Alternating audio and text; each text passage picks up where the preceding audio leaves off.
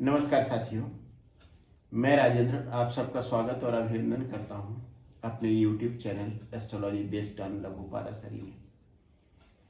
आज का video astrology का वीडियो होगा और इसका विषय है धन एवं संपत्ति योग। कुछ योगों की मैंने चर्चा अभी तक की है, जिसमें से केंद्र त्रिकोण योग वो प्रसिद्धि देने वाले, मान सम्मान प्रसिद्ध ख्याति देने वाले योग है।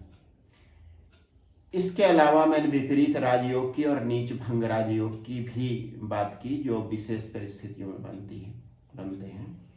आज मैं बात कर रहा हूं धन एवं संपत्ति देने वाले योग। यहां धन से मेरा मतलब है 11वें भाव से जो आय होती है और दूसरे भाव से जो धन संचित होता है। मतलब आय में से खर्च होने के बाद जो धन बचता है वह हुआ धन, और जो आय होती है 11वें भाव से जिसका संबंध है वो हुई आय।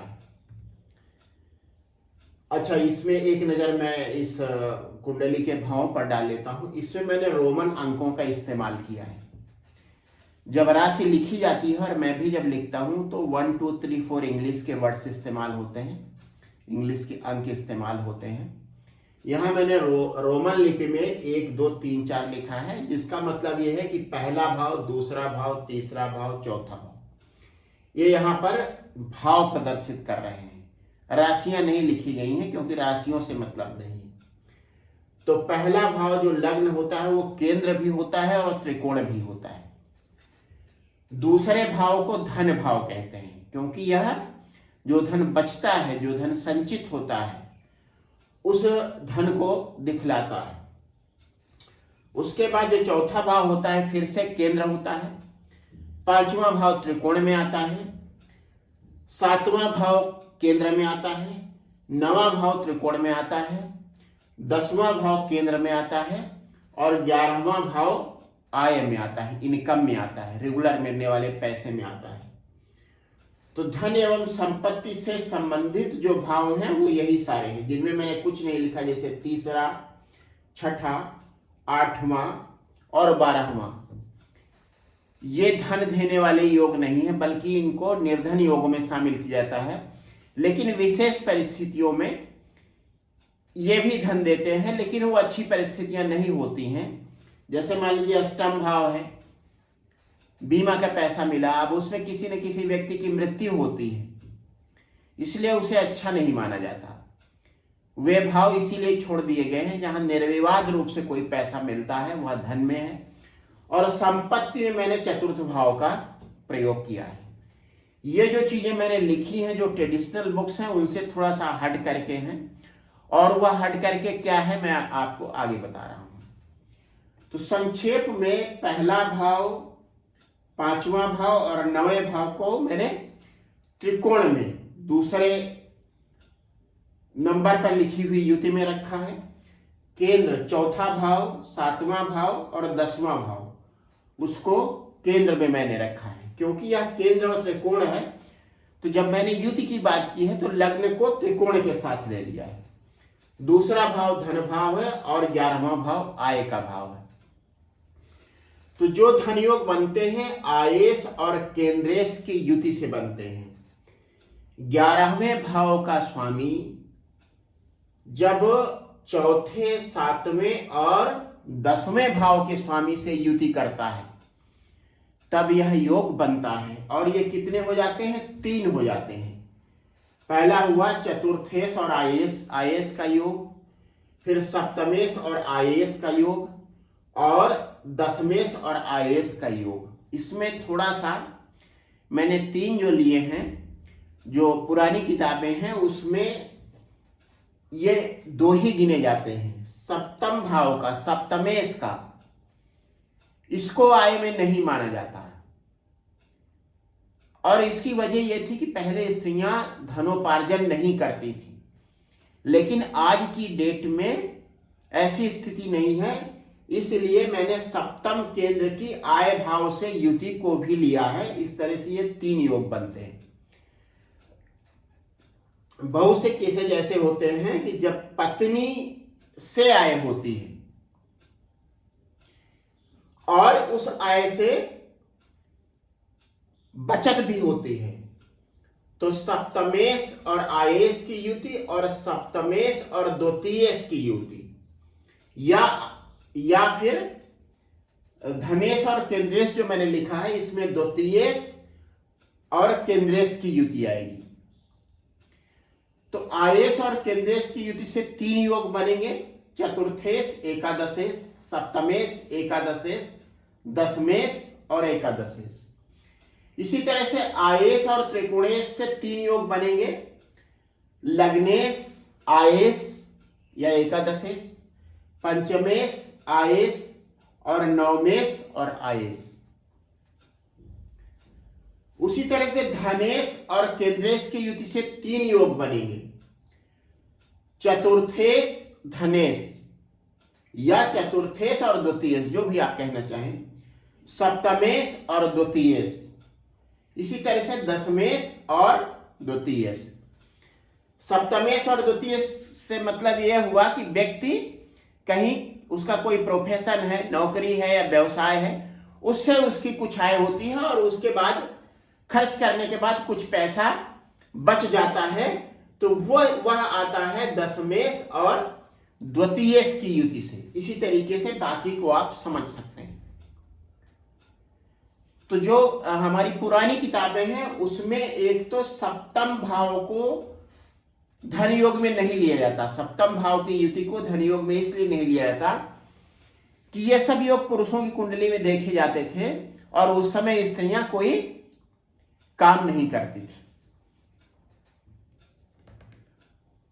अब इसमें जब आप पुरानी किताबें देखेंगे तो उसमें इस तरह से मिलेगा, लग्नेश और पंचमेश की युति को भी धन योग माना गया है।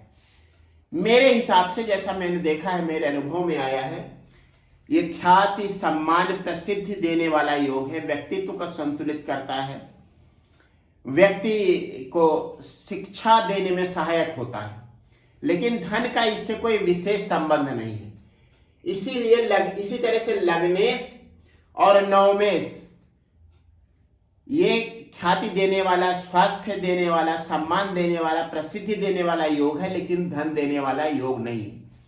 हाँ, जब लग्नेश, पंचमेश और तृतीयेश की युति कहीं होती है तो व्यक्ति को जो कुछ भी मिलता है वह उसी में अपना काम चला लेता है। बस इसी को आप पर्याप्त मान लीजिए, या यही उसके लिए पर्याप्त हो जाता है।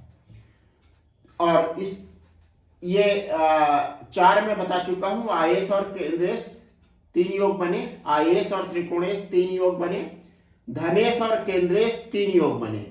उसी तरह से धनेश और त्रिकोणेश, द्वितीयेश लग्नेश, द्वितीयेश पंचमेश, द्वितीयेश और नवमेश, ये 3 योग बन गए। उसके बाद आय भाव का स्वामी और द्वितीय भाव का स्वामी, इनकी युति से भी धन योग बनता है। इस तरह से कुल मिला के ये हो गए 13 योग। ज्योतिष की पुरानी किताबों में आपको ये 21 योग मिलेंगे, उसमें से सप्तम भाव को उन्होंने योग में नहीं लिया है और केंद्र और त्रिकोण के बीच बनने वाले योगों को ले लिया है। इस तरह से हमारे बताए हुए योगों में से कुछ योग कम हो जाते हैं और कुछ जुड़ जाते हैं, लेकिन जैसा मैंने बताया, मेरे हिसाब से सप्तमेश भी धन योग में आएगा वर्तमान स्थिति को देखते हुए, और केंद्रेश और त्रिकोणेश की जो युति होगी, बल्कि इसको मैं इस तरह से कहूंगा कि त्रिकोण भाव के स्वामियों की जो युति होगी वो मान सम्मान देने वाली युति होगी। इसी तरह से त्रिकोण की जो युति सप्तम भाव और दशम भाव से होगी या चतुर्थ भाव से होगी, वह धन प्रदायक नहीं होगी। हाँ, मान सम्मान, ख्याति देने वाली और संपत्ति देने वाली होगी, वह आगे मैं आपको बताऊंगा। संपत्ति योग में चतुर्थ भाव आएगा, मतलब मकान, गाड़ी, जमीन जायदाद, खेती की जमीन, मकान बनाने की जमीन, जो भी इस तरह की चीजें हैं वह सब संपत्ति में आती हैं। और चतुर्थ भाव की युति जब त्रिकोणेश से बनती है, उसमें पहले भाव से, मतलब लग्नेश चतुर्थेश, पंचमेश चतुर्थेश या नवमेश चतुर्थेश से बनती है, तो 3 योग हो जाते हैं। फिर चतुर्थेश और सप्तमेश की युति, पत्नी की वजह से जमीन जायदाद मिल रही है, पत्नी के पास किसी तरह की धन संपत्ति है, धन संपत्ति का मतलब संपत्ति से यहां है, या वह धन कहीं से अर्न कर रही है और उससे संपत्ति बना रही है। तो चतुर्थेश और सप्तमेश का योग वह होगा।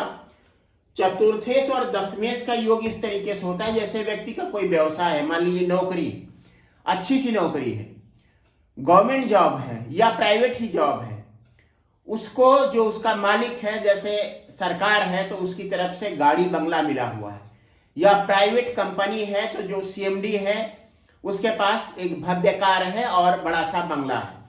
तो इस तरह से दशमेश और चतुर्थेश की युति से भी योग यह योग बनता है। तो संपत्ति के कुल मिला के 5 योग और धन के कुल मिलाकर 13 योग बनेगा। एक बार फिर से मैं दोहराऊंगा कि जो ट्रेडिशनल बुक्स हैं, जो हमारी पुरानी किताबें हैं, उनमें यहाँ पे आप कुछ फर्क पाएंगे। एक तो सप्तम भाव को धन योग में नहीं लिया गया है, संपत्ति योग में भी सप्तम भाव को नहीं लिया गया है। दूसरा, केंद्र और त्रिकोण योग मेरे हिसाब से ये प्रसिद्धि, मान, सम्मान देने वाले योग हैं, लेकिन धन देने वाले योग नहीं।